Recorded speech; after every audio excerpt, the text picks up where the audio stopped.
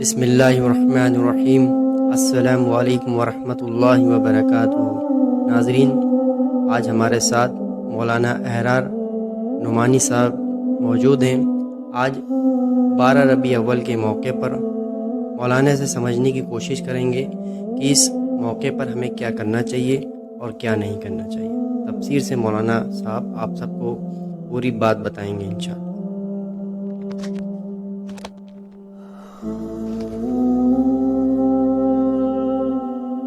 بسم اللہ الرحمن الرحیم۔ الحمد للہ وحدہ والصلاة والسلام علی من لا نبی بعدہ، فاعوذ باللہ من الشیطان الرجیم۔ بسم اللہ الرحمن الرحیم۔ ألم يجدك يتيما فآوى، وقال النبي صلى الله عليه وسلم ولد النبي صلى الله عليه وسلم عام الفيل، أو كما قال عليه الصلاة والسلام۔ معزز سامعین کرام اور ناظرین کرام، عزیز رفقائے اعظام، آج کا عنوان یوم ولادت ہے اور 12 ربیع الاول ہے۔ ہمیں اس مہینے میں کیا کرنا چاہیے اور کیا نہیں کرنا چاہیے؟ میرے محترم بزرگوں اور دوستوں، حضور اکرم صلی اللہ علیہ وسلم کی پوری زندگی انسانوں کے لیے آئیڈیل اور نمونہ ہے۔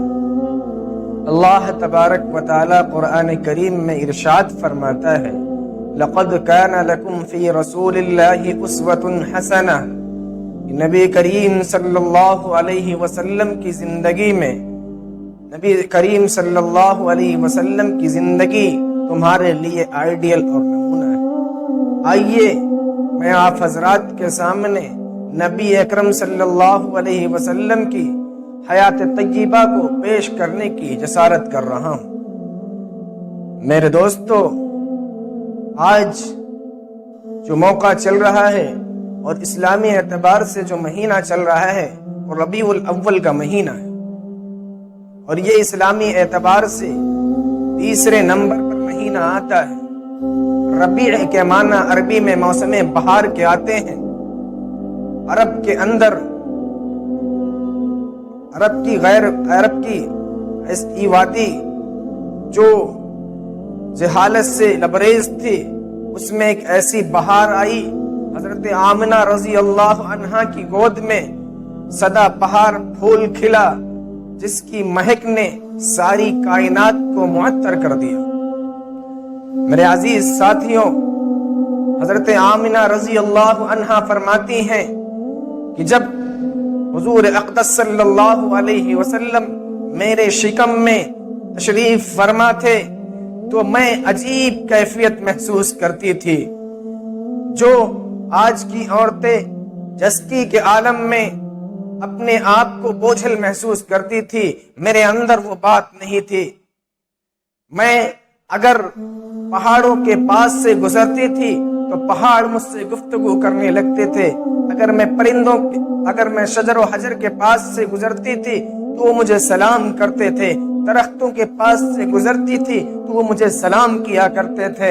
اور بیان کرتی ہیں کہ جب میں کنویں پر پانی بھرنے جایا کرتی تھی اپنی سہیلیوں کے ساتھ، سب سہیلیاں اپنی ڈول کو کنویں میں ڈال کر پانی بھرتی تھی، لیکن جب میرا نمبر آتا تو پانی کنویں کی منڈیر پر آ جاتا تھا۔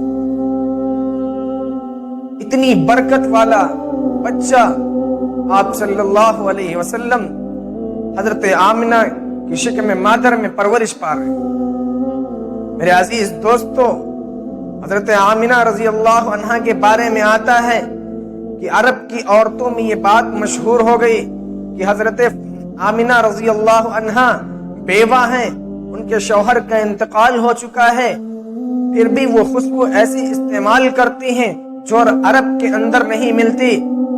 یہ بات شدہ حضرت عبد المطلب تک پہنچی۔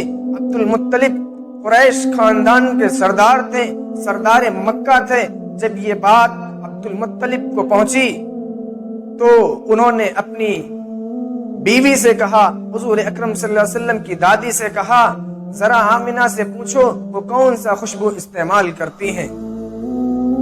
حضرت کی دادی نے کہا میں نے بارہا کوشش کی کہ میں حضرت آمنہ سے پوچھوں کہ وہ کون سی خوشبو استعمال کرتی ہے، لیکن چہرے کا رعب ایسا ہے کہ میں سہم جاتی ہوں، میں پوچھ نہیں سکتی، لہذا آپ سسر ہیں، آپ بھی پوچھ لیں۔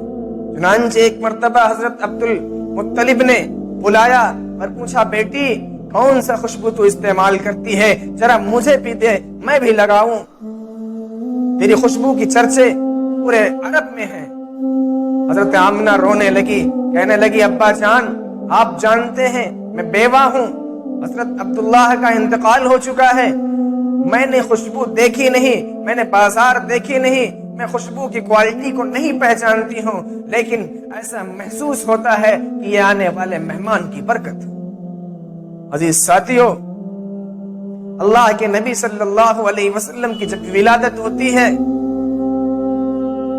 دو عورتیں کمرے میں تشریف لاتی ہیں، جن میں سے ایک کا نام آسیہ ہوتا ہے، دوسرے کا نام مریم ہوتا ہے، اور وہ اس لیے کہ پاکیزہ پرورش ہو جائے۔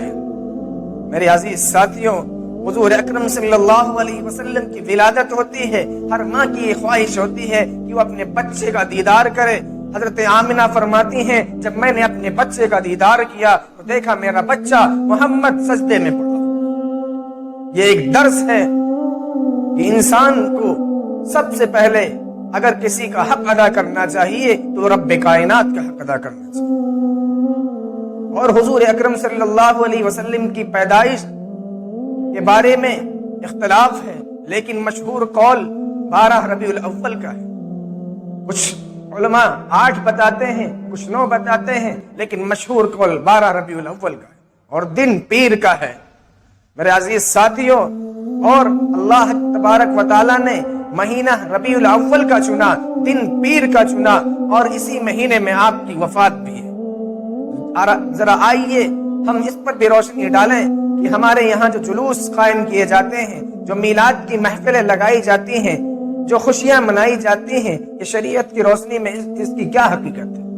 میرے عزیز ساتھیوں، اللہ کے نبی صلی اللہ علیہ وسلم کی ولادت بسعادت 12 ربیع الاول کو ہوئی، اور وفات بھی 12 ربیع الاول کو ہوئی، اور یہ امت کو پیغام دے دیا کہ اگر تمہیں نبی اکرم صلی اللہ علیہ وسلم کی خوشی کا خیال آئے اور تم جشن منانے لگو تو ایک طرف وفات کا بھی خیال آئے تاکہ تمہیں رنج ہو جائے، اور جب تمہیں رنج ستانے لگے تو ایک طرف آپ صلی اللہ علیہ وسلم کی ولادت کا خیال آئے تو تمہیں خوشی پیدا ہو۔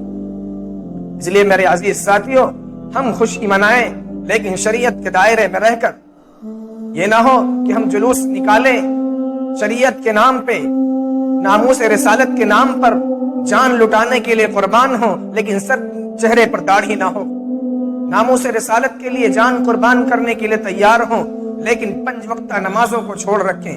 کیا یہ ناموس رسالت سے الگ ہے؟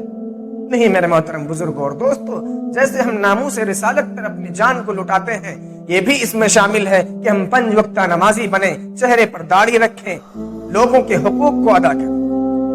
اور جب ہم جلوس نکالتے ہیں تو اس میں اتنی بے حرمتی ہوتی ہے کہ اس بینر پہ کلمہ طیبہ لکھا ہوتا ہے، کہیں وہ جا کے نالیوں میں گر جاتا ہے، اور پھر اس کی وجہ سے، اس جلوس کی وجہ سے لوگوں کو طرح طرح کی تکلیفیں ہوتی ہیں، جبکہ نبی اکرم صلی اللہ علیہ وسلم دنیا میں تشریف لائے تو رحمت للعالمین بن کر تشریف لائے۔ آپ حضرات روڈ پر جاتے ہیں، جشن مناتے ہیں، جس کی وجہ سے بہت سارے لوگوں کو تکلیف ہوتی ہے۔ آپ صلی اللہ علیہ وسلم تکلیف دینے کے لیے نہیں آئے تھے، اور ہم جلوس تو فخر سے مناتے ہیں، لیکن اذان کی آواز ہوتی ہے، مؤذن اللہ اکبر پکارتا ہے، حی علی الصلاح کہتا ہے، آؤ نماز کی طرف، لیکن ہم جلوس میں مست ہوا کرتے ہیں۔ میرے محترم بزرگوں اور دوستو، اگر جلوس نکالنا شریعت کے دائرے میں صحیح ہوتا تو خلیفہ بلا فصل حضرت ابو بکر صدیق رضی اللہ عنہ کی زمانے میں 2 مرتبہ 12 ربیع الاول آیا، نہ کوئی جشن منایا نہ کوئی جلوس نکالا۔ حضرت عمر فاروق رضی اللہ عنہ کا دور آیا، نہ کوئی جشن منایا نہ جلوس نکالا۔ حضرت عثمان غنی رضی اللہ عنہ کا دور آیا، نہ کوئی جشن منایا نہ جلوس نکالا۔ حضرت علی رضی اللہ عنہ کا دور آیا، نہ کوئی جشن منایا نہ جلوس نکالا۔ حضرت حسین رضی اللہ عنہ کا دور آیا، نہ کوئی جشن نہ جلوس. میں یہاں تک کہ کہتا ہوں شیخ عبد القادر جیلانی محبوب سبحانی کے دور میں کئی مرتبہ 41 مرتبہ 12 ربیع الاول آیا، کوئی جلوس نہیں، کوئی جشن نہیں. اس سے کیا پتا چلتا ہے کہ جلوس اور جشن کی کوئی حقیقت نہیں. حقیقت یہ ہے کہ ہم نبی اکرم صلی اللہ علیہ وسلم کے لائے ہوئے پیغام کو آگے بڑھائیں تاکہ ہم کامیاب ہو جائیں. اور اگر جلوس ہی نکالنا دین ہوتا تو میرا محترم بزرگ اور دوستو، صدیق اکبر رضی اللہ عنہ جو نبی اکرم صلی اللہ علیہ وسلم کے کہنے پر اپنے پورے گھر کو خالی کر دیا اور گھر میں کچھ نہیں چھوڑا، تو وہ مدینے میں لائٹیں لگا دیتے، جلوس نکلواتے. حضرت عمر فاروق رضی اللہ عنہ جانثار صحابہ ہیں، حضور صلی اللہ علیہ وسلم پر مر مٹنے والے ہیں. عثمان ذی النورین حضور صلی اللہ علیہ وسلم پر مر مٹنے والے ہیں، یہ بھی جلوس نکالتے.